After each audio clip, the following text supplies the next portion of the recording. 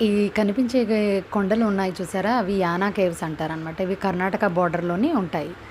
ఆహ్, మోహిని కేవ్స్ అని, భస్మాసుర కేవ్స్ అని అవి 2 అనమాట. అక్కడి నుంచి ఆ కేవ్స్ చూసుకొనండి మేము గోకర్ణకొచ్చాం. గోకర్ణ అంటే శివుడు అక్కడ ఆత్మలింగం వెలిసింది ఆహ్, ప్రదేశం అనమాట. ఇది కర్ణాటక బోర్డర్ దగ్గర ఉన్నది.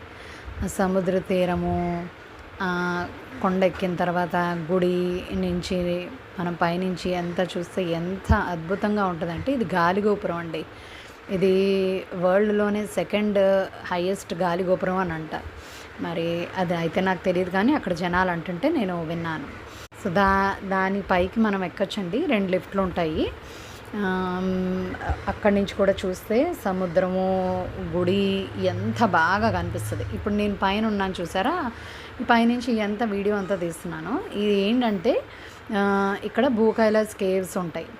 అక్కడ భూ కైలాస్ కేవ్స్‌లోకెళ్తే ప్రతి ఒక్క స్టాట్యూ దగ్గర ఒక స్టోరీ ఉందనమాట. అసలు శివుడు ఇక్కడ ఎలా అవతరించాడు, ఆత్మలింగం అనేది ఎలా వచ్చింది, ఆయన భస్మాసురుడికి వరం ఇచ్చినప్పుడు ఆత్మలింగంలో ఒక చిన్న ముక్క ఇక్కడ పడడం వల్ల ఈ మందిరం ఇక్కడ ఏర్పడింది. ఇదిగో ఇక్కడ కనిపిస్తుంది చూసారా? గోల్డెన్ గోపురం. అది మెయిన్.